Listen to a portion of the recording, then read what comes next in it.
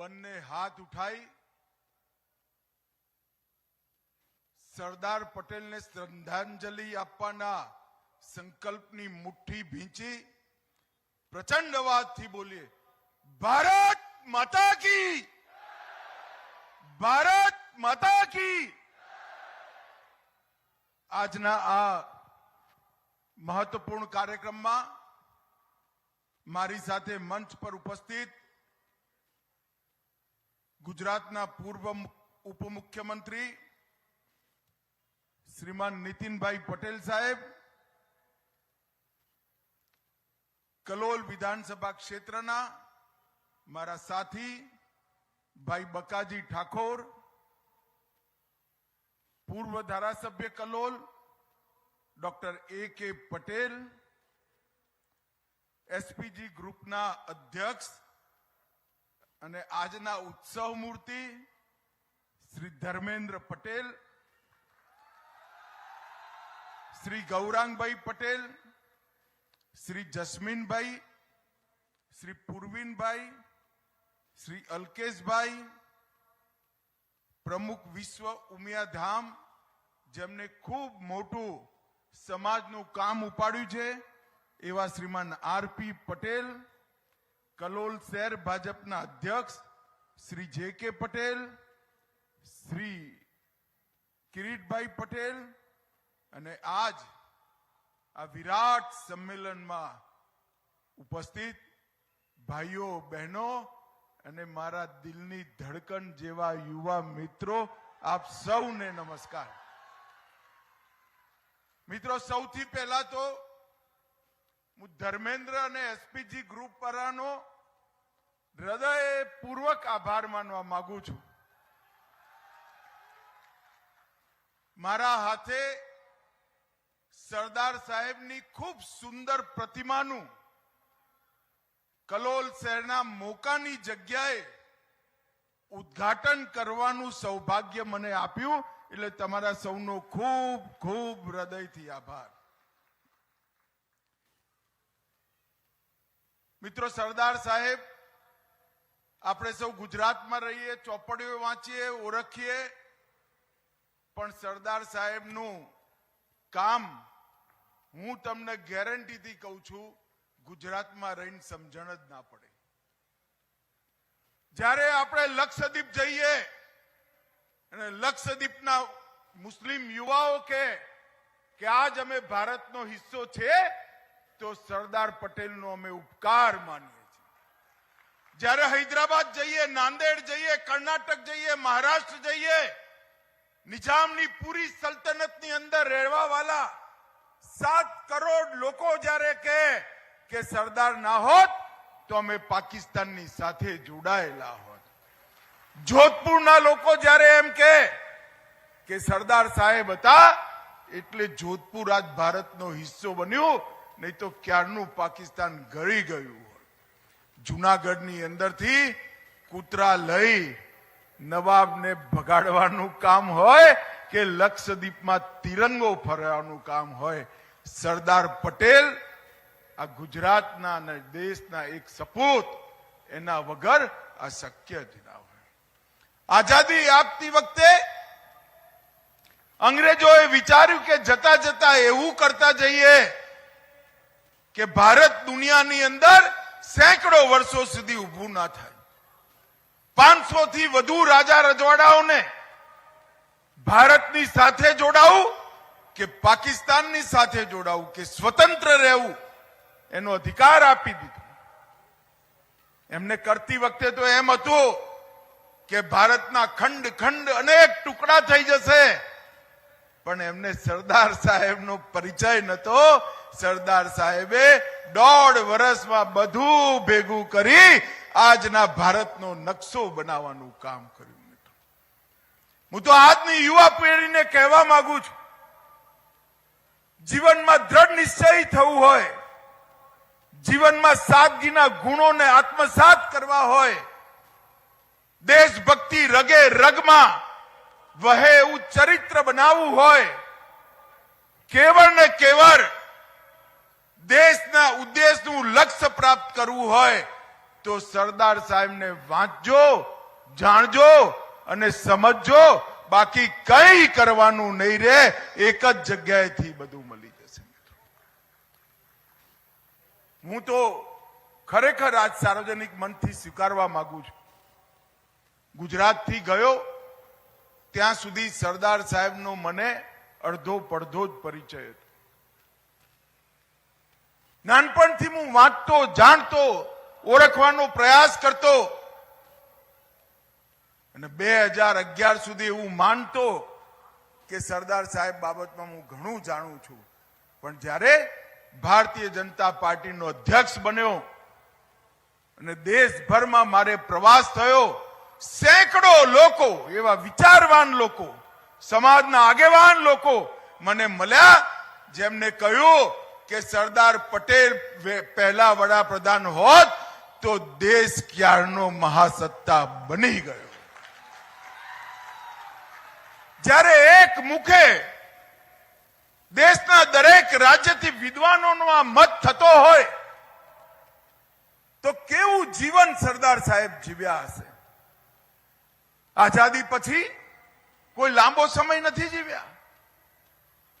આઝાદી પછી લાંબો સમય ન મળવાય છતાંય અખંડ ભારત બનાવવામાં સરદાર પટેલનું યોગદાન આજ કોઈ એનું ચરિત્ર ના લખી શકે એટલું મહાન યોગદાન કરવાનું કામ સરદાર વલ્લભભાઈ પટેલે કર્યું.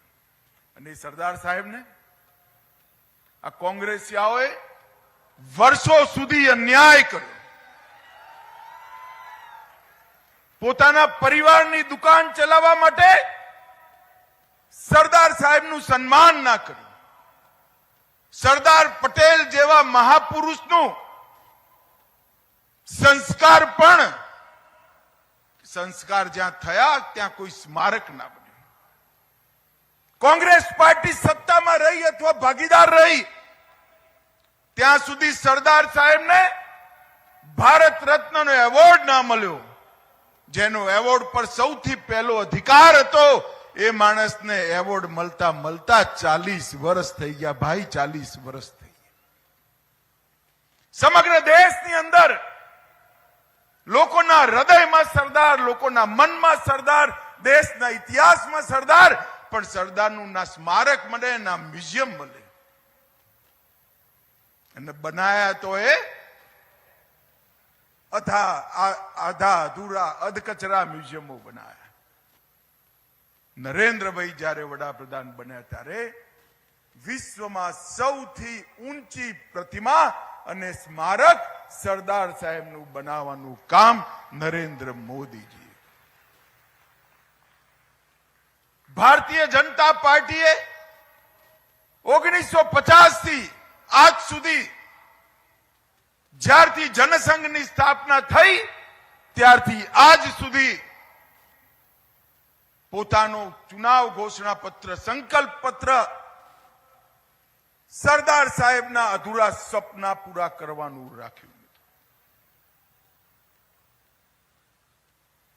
સરદાર સાહેબના મનમાં એક કસક અંતિમ સમયે જરૂર રહી ગઈ કે કાશ્મીર સાથેનું ભારતનું જોડાણ પાકું જોડાણ નથી, અધકચરું રહી. કલમ 370 અને 35 એ ભારતના કાશ્મીર સાથેના જોડાણને એક કાચા સૂતરના તારથી જોડતી. પરંતુ સરદાર સાહેબની દૂરંદેશીથી કે સંવિધાનમાં જ્યારે 370મી કલમ નાખી ત્યારે એને અસ્થાયી બનાવી, ટેમ્પરરી બનાવી અને ટેમ્પરરીને ઉખાડી ફેંકવાનું કામ બીજા ગુજરાતી સપૂત નરેન્દ્ર મોદીએ કર્યું. 5મી ઓગસ્ટ 2019 ઐતિહાસિક દિવસ નરેન્દ્રભાઈએ 370મી કલમ ઉખાડીને ફેંકી દીધી અને એની પર હવે ભારતના સુપ્રીમ કોર્ટની સંવૈધાનિક ખંડપીઠે પણ થપ્પો લગાવી એને વૈધાનિક માન્યતા આપવાનું કામ કર્યું. ભારતમાં આવેલા કાશ્મીરમાં પાક ઓક્યુપાઈ કાશ્મીરથી આવેલા શરણાર્થીઓ ને કોંગ્રેસના જમાનામાં જે આતંકવાદ વકર્યો એ વખતે શરણાર્થી બનેલા આપણા કાશ્મીરી પંડિતો નરેન્દ્રભાઈએ હમણાં જ બંધારણ સુધારી એમાંથી 3 સીટો એમને આપવાનું કામ કર્યું અને પાક ઓક્યુપાઈ કાશ્મીર જેની પર પાકિસ્તાનનો અનધિકૃત કબજો છે ત્યાં પણ 26 સીટો એમના માટે રિઝર્વ કરવાનું કામ ભારતીય જનતા પાર્ટીની નરેન્દ્ર મોદી સરકારે.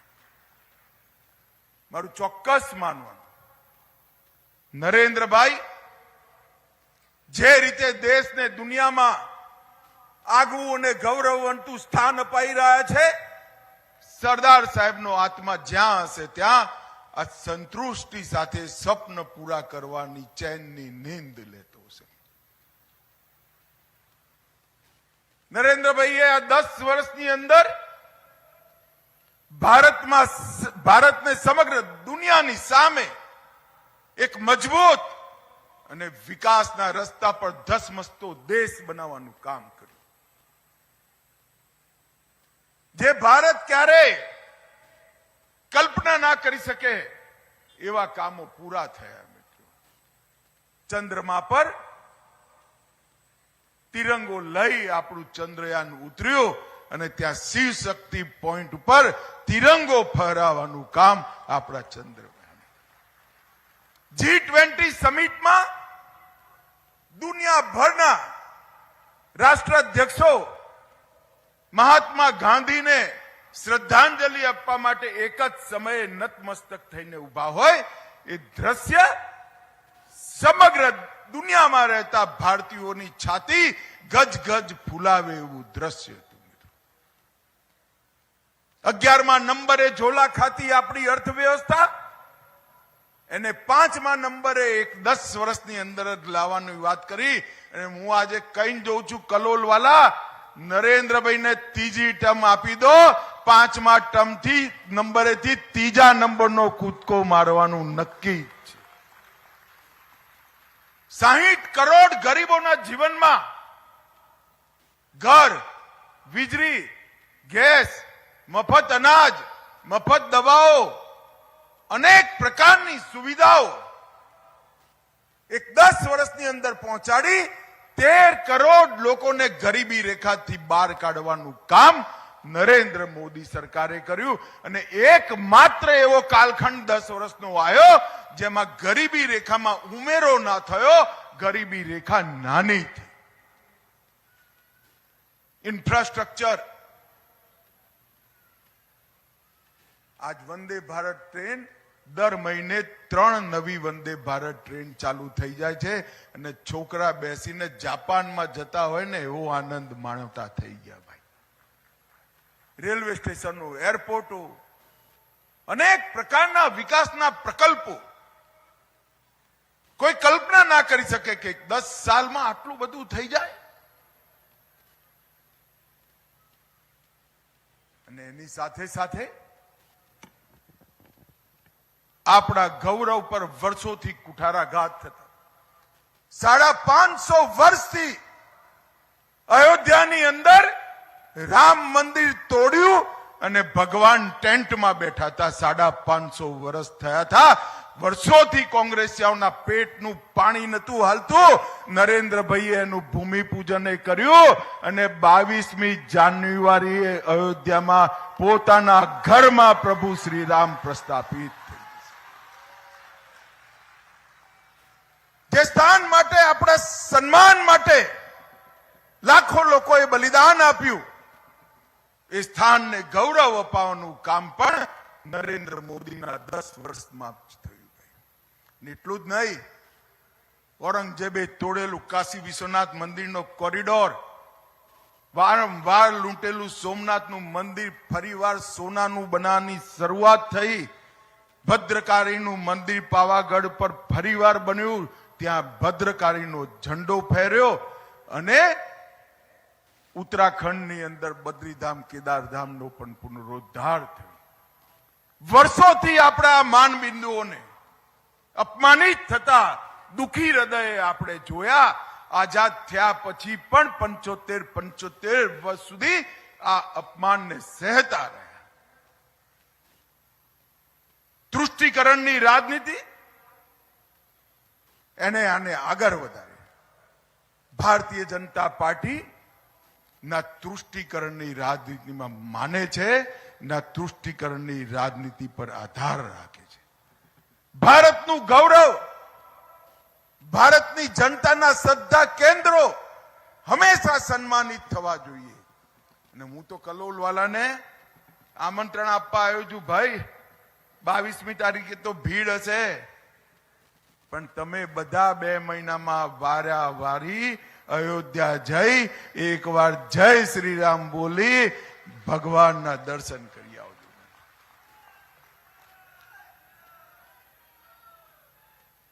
અમદાવાદથી રોજ એક ટ્રેન જવાની છે, રોજ એક ટ્રેન 80 દિવસ સુધી.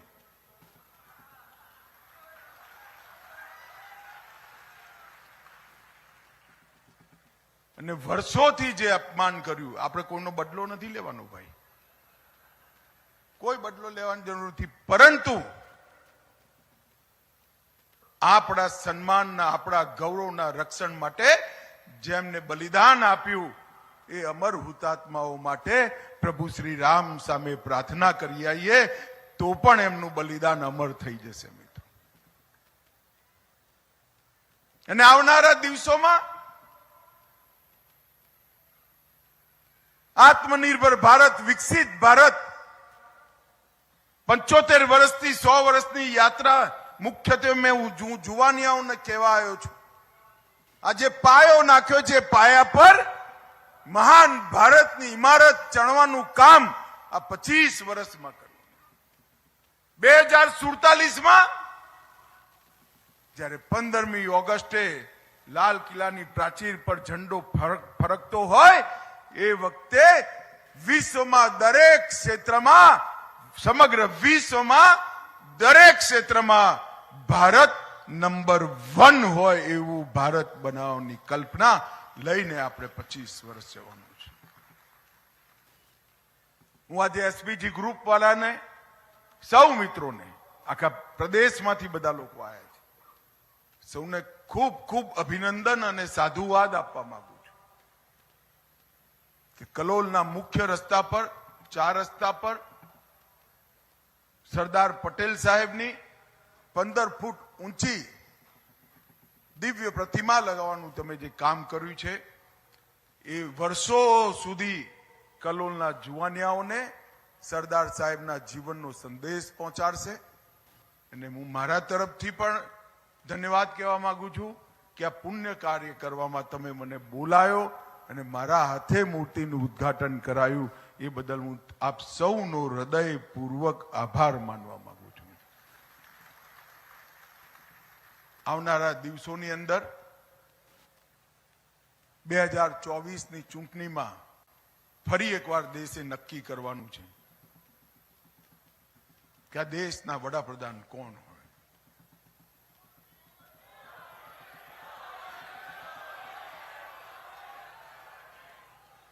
મિત્રો, આવો જ અવાજ સમગ્ર દેશમાં જ્યાં જઈએ ત્યાંથી આવો જ અવાજ સંભળાય અને મોદી મોદી મોદી મોદીના નારાઓથી મંડપો ગૂંજતા હોય છે. સમગ્ર દેશની જનતાએ નિર્ણય અત્યારથી કરી દીધો. ઇન્ડી એલાયન્સ વાળા, ગમડિયા ગઠબંધન વાળા ભેગા થઈને ફોટા પડાવતા રહી જશે. મારી વાત યાદ રાખજો. હું આખા દેશમાં ફરીને આવ્યો છું. મારી વાત યાદ રાખજો. અત્યારે છે એના કરતા પણ વધુ સીટોથી નરેન્દ્ર મોદી ફરી એકવાર વડાપ્રધાન બનવા જઈ રહ્યા છે. કલોલની જનતાના પણ આશીર્વાદ એમાં રહે. કલોલના વિકાસ માટે આ 5 વર્ષની અંદર લગભગ 1750 કરોડ રૂપિયાના 3591 કામો બહુ ઝીણવટપૂર્વકના આયોજન સાથે થયા છે. શહેરમાં તો હજી થોડું પ્લાનિંગ ઓછું થયું છે ને કામે ઓછું થયું છે, પણ ગામડાઓની અંદર બધા જ પ્રકારની સુવિધાઓથી ગામડા યુક્ત થાય અને શહેરનું બાકી રહ્યું છે એની ચિંતા ના કરતા આવતી વખતે એ પણ પૂરું થઈ જશે ને અમદાવાદ જોડે જોડાઈ જશે, તમે ચિંતા ના કરો. આજ સમગ્ર કલોલની જનતા જયારે અહીંયા ઉપસ્થિત છે આટલી મોટી સંખ્યામાં, અને ત્યાં મૂર્તિ આગળ એટલા લોકો હતા, તો મેં ધર્મેન્દ્રને પૂછ્યું, ભાઈ તે બધું ભીડ અહીં ભેગી કરી છે, મંડપમાં કોણ હશે? તેને કહ્યું, સાહેબ મંડપે ભરેલો છે, સીધા જ ચલો તમે. આટલી મોટી સંખ્યામાં આપ સૌ આયા. મારું ને મારા સાથીઓનું, નીતિનભાઈનું, અમારા ધારાસભ્યશ્રીનું, અતુલભાઈનું, સૌનું સન્માન કર્યું. હૃદયપૂર્વક એસપીજી ગ્રુપનો હું આભાર માનું છું, અને સરદાર સાહેબની ચિર સ્મૃતિ રહે એવું કામ જે આજે કર્યું છે એના ખૂબ ખૂબ અભિનંદન.